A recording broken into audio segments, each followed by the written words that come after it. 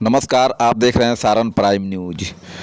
सारण जिले के मसरख में शराब कांड से मौत के बाद माजी विधायक डॉक्टर सत्येंद्र यादव ने क्या कहा, सुनिए रिपोर्ट।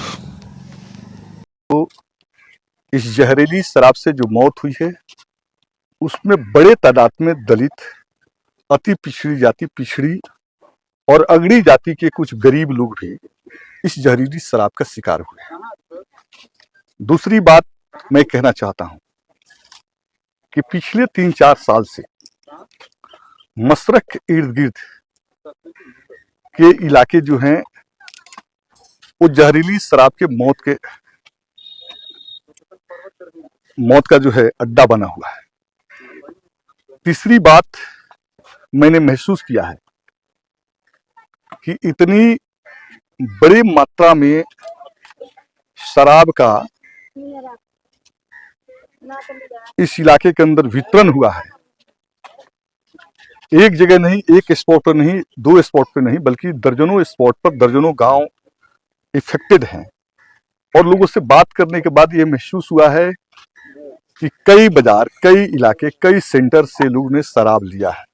इसका मतलब है कि शराब माफिया कई सेंटरों पर जो है शराब का सप्लाई किए हैं और एक ही व्यक्ति, एक ही गैंग ये जहरीली शराब जो है कई स्पॉट पर वितरण किया है। तो ये 3 बिंदुओं को हम लोगों ने चिन्हित किया है कि सबसे ज्यादा शराब, जहरीली शराब के शिकार जो है अति पिछड़ा, दलित और ओबीसी, अगड़ी जाति के गरीब इसके शिकार हुए हैं। नंबर 2, ये क्यों हुए? यह साबित करता है कि शराब का धंधा जो है वो बिहार के अंदर फल फूल रहा है और जो संपन्न लोग हैं वो लोग के शराब जो है क्वालिटी के शराब वो पी रहे हैं और जो गरीब लोग हैं उनको क्वालिटी के शराब नहीं मिलने के चलते वो लोग जहरीली शराब का सेवन करते हैं जिससे मौत होती है। एक तरह से नीतीश कुमार सरकार की जो शराबबंदी की पॉलिसीज है वो फ्लॉप कर चुकी है। शराब धड़ल्ले से गांवों के अंदर बिक रहे हैं, शहर के अंदर बिक रहे हैं। जिसकी इकोनॉमिक कैपेसिटी ज्यादा है वो अच्छा शराब पी रहा है, जिसकी इकोनॉमिक कैपेसिटी एकदम खत्म है, खराब है, वो जहरीली शराब का शिकार हो रहे हैं। तो पहले शराबबंदी इस बिहार में पूरी तौर पर फेल है, इसलिए सरकार से मैं कहना चाहता हूं कि शराबबंदी की समीक्षा होनी चाहिए। दूसरी बात, मैंने देखा कि पिछले 3-4 सालों से मसरख सेंट्रल स्पॉट बना हुआ है। इसका मतलब है कि मसरख के अंदर शराब माफिया का बड़ा गैंग काम कर रहा है और शराब माफिया का बड़ा गैंग काम कर रहा है और 3-4 सालों से सरकार और प्रशासन के संज्ञान में है। तो उस बड़े गैंग को उद्भेदन सरकार और प्रशासन आज तक क्यों नहीं किया? इसका मतलब है कि जो गैंग के लोग हैं वो बिहार की वर्तमान सरकार भाजपा जदयू से उनका कनेक्शन है, ये साफ है। और इसलिए सरकार 1 नहीं, 2 नहीं, 3 नहीं, 4 बार घटना घटित होती रही और उस गैंग को सामने जो लाना था, सरकार अपनी बदनामी को बचाने के लिए उस गैंग पर हाथ डालना मुनासिब नहीं समझती है। मेरा ये मानना है, सीपीआईएम का मानना है। तीसरी बात कि आज इस गैंग में सत्ता संरक्षित जो माफिया है, भारतीय जनता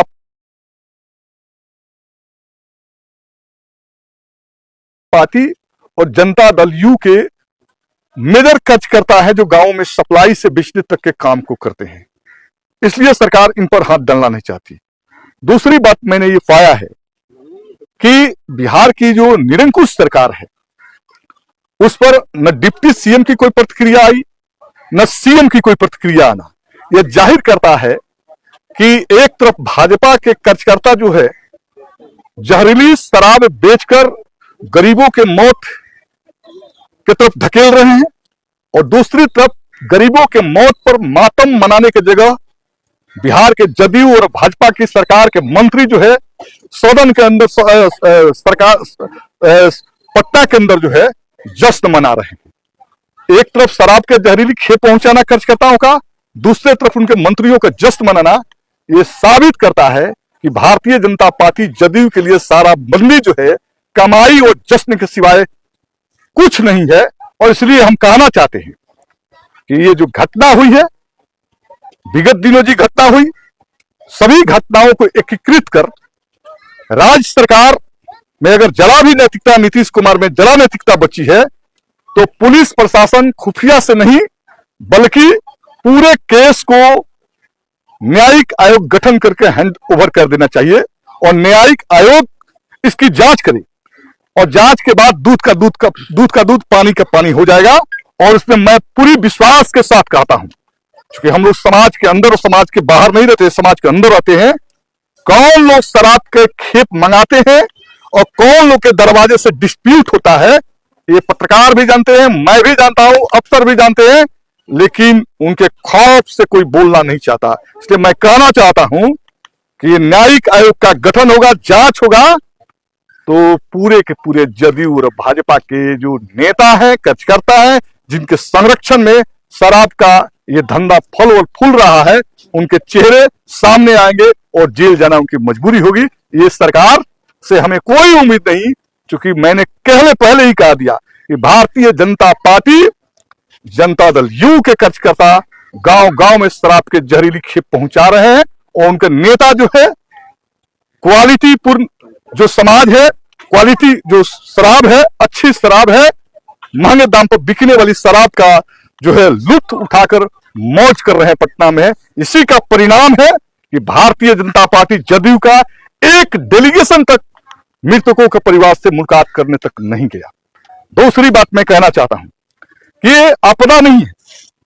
मैंने पिछला बार भी सदन के अंदर कहा था, जब महागठबंधन की सरकार थी, घटनाएं घटी थी और मैंने डंके के चोट पर मुख्यमंत्री जब सवालों के जवाब दे रहे थे तो मैंने उनके सवालों के सामने प्रश्न चिन्ह खड़ा किया था कि ये मौत के जिम्मेवार, मैं उस दिन भी मानता था इसकी मौत के जिम्मेवार अकेले कोई है तो नीतीश कुमार है और इस जिम्मेवारी को लेना चाहिए। बड़े दबाव के बाद, वामपंथियों के दबाव के बाद उन्होंने कहा कि हम मुआवजा की घोषणा करते हैं, लेकिन आज मैंने सुना कि मुख्यमंत्री जी इसको आपदा मान रहे हैं। सीपीआईएम इसको आपदा मानने के लिए तैयार नहीं है।